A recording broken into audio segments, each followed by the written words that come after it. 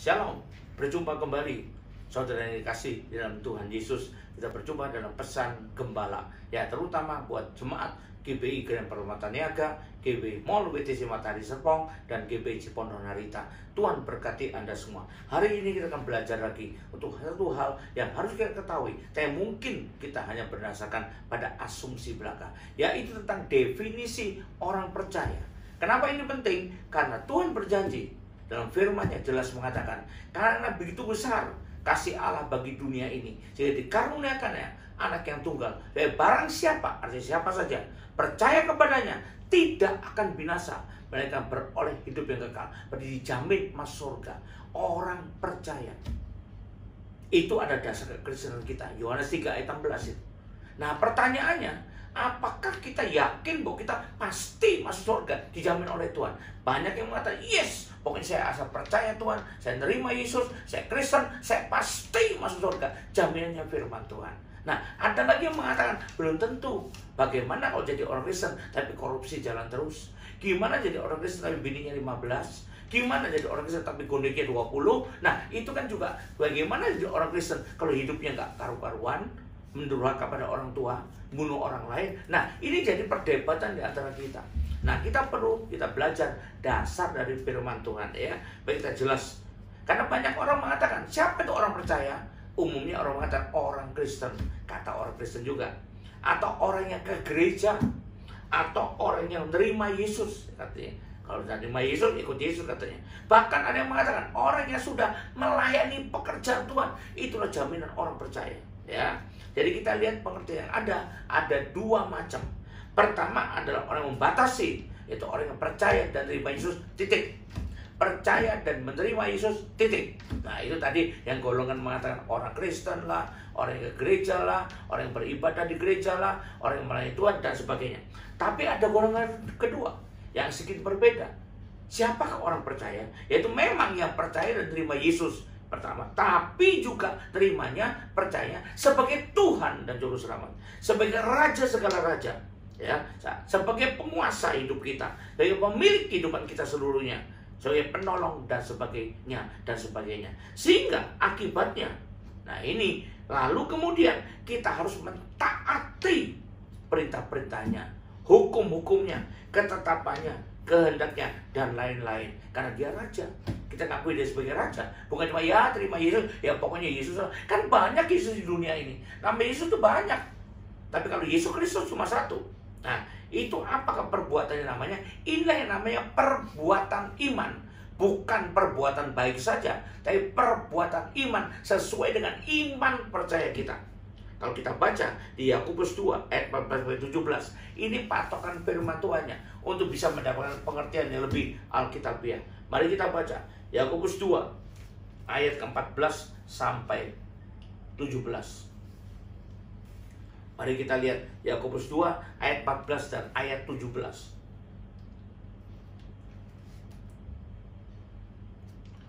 Firman Tuhan mengatakan di sini, ya, dengan judul perikopnya, iman atau percaya, kita bilang, ya, tanpa perbuatan pada hakikatnya adalah mati. Kalau mati berarti tidak berguna dong. Kalau mati nggak ada hasil yang diberikan dong. Nah, kalau gitu, gimana kata ayatnya? Kita baca 14. Apakah gunanya? Artinya dipertanyakan di sini. Tidak ada gunanya sebetulnya, ya. Saudara-saudaraku, jika seorang mengatakan bahwa ia mempunyai iman, dengan kata lain, ia percaya, padahal ia tidak mempunyai perbuatan. Artinya maksudnya bukan perbuatan yang lain-lain, tapi perbuatan yang baik saja, tapi perbuatan sehubungan dengan iman itu, yang kita sebut perbuatan iman. Dapatkah iman itu menyelamatkan dia? Dari sini tersirat sudah, bahwa itu tidak akan selamat itu. Kenapa demikian? Ya, kita baca ayat 17. Demikian juga halnya dengan iman atau percaya. Jika iman atau percaya itu tidak disertai perbuatan, perbuatan apa? Sekali lagi, perbuatan iman tadi, ya, maka iman itu pada hakikatnya adalah mati. Alias kalau kita mau bicara secara tajam sekali atau bicara kasar, kita mengatakan nggak selamat dulu. Loh, gimana bilang Tuhan nggak selamat? Kan dia bilang barang siapa percaya akan diselamatkan. Nah ini, jadi yang Tuhan masuk percayanya bagaimana? Seperti saya bilang tadi, percaya Yesus, iya. Ke gereja, iya. Orang Kristen, KTP-nya, rumahnya penuh dengan salib dan sebagainya. Tapi korupsi tidak pernah berhenti, dusta tidak pernah berhenti, fitnah tidak pernah berhenti, berantem tidak pernah berhenti, miara gunting tidak pernah berhenti. Waduh, nah itu kan berarti tidak menunjukkan perbuatan iman. Kalau dia betul-betul percaya Yesus adalah Raja, Penguasa, dan Tuhan, maka tidak akan dia lakukan itu. Itu ada definisi orang percaya sepenuhnya sesuai dengan firman Tuhan. Jadi kita mempraktekkannya. Jadi itu yang jamin Tuhan masuk surga. Tidak semua orang Kristen bisa begitu, Pak. Lah makanya kita bertumbuh dalam Tuhan. Ya, bagaimana kita bisa mempraktekannya? Tidak mau dengan tidak memakai pendapat kita sendiri, pikiran kita sendiri, selera kita sendiri, keinginan kita sendiri, asumsi kita sendiri. Memang saya manusia punya pikiran. Kenapa? Karena Tuhan ciptakan manusia dan punya otak. Bahkan pikirannya satu kali pernah ada yang cemerlang sekali. Ya, memang kita diciptakan juga dengan punya hati, jadi punya perasaan, bahkan perasaannya bisa peka sekali. Memang manusia dibiarkan Tuhan, diizinkan Tuhan punya pengalaman. Maka pengalaman yang berharga sekali menjadi pengalaman pendidikan bagi dia itu ada. Tapi ya kita harus tahu, kita harus mengandalkan atau mendasarkan semuanya itu dari firman Tuhan. Bukan hanya dari pengalaman semata, bukan hanya dari kecerdasan dan kepintaran semata, bukan hanya perasaan yang peka semata, tapi mendasarkan pada firman Tuhan. Ada dulu ya saya kenal seorang, orang ini kaya, Kristen, orang percaya, ke gereja terus gak berabsen. Tetapi maaf saya katakan, tidak pernah mau memberikan persepuluhan kepada gereja. Dengan bangga dicerita kemana-mana. Kenapa? Karena punya pemikiran sendiri. Oh, persepuluhan itu buat apa saya kasih ke gereja? Gereja saya sudah berada kok. Paling-paling nanti dipakai gembalanya. Mending saya kasihkan orang miskin. Mending saya kasihkan si ini, si itu. Buat apa? Ini kan perbuatan baik. Nah, kita perlu tahu, kalau kita ada orang percaya Yesus sebagai Tuhan, Penguasa, kita perlu perhatikan hukumnya, peraturannya. Apakah berikan persepuluhan perbuatan baik? Yes, karena melakukan perintah Tuhan, mengembalikan milik Tuhan. Apakah membantu orang miskin perbuatan baik? Yes, karena menolong, punya kasih. Tetapi tidak bisa dicampur adukan menurut peraturan Tuhan. Masing-masing punya bagiannya sendiri-sendiri. Tidak bisa kita pindah-pindahkan semau kita. Berarti yang raja itu kita, berarti itu semau kita.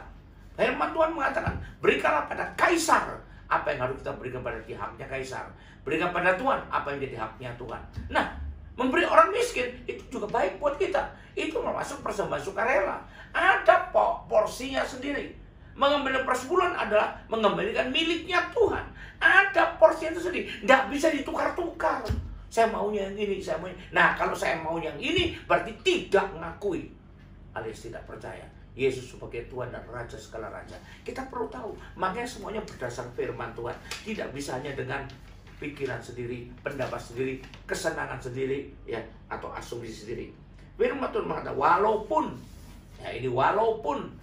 kita pikirannya sangat tajam, sangat hebat, walaupun perasaan kita sangat peka misalnya, walaupun pengalaman kita sangat dalam, tetapi itulah hanyalah kekuatan kita sebagai manusia.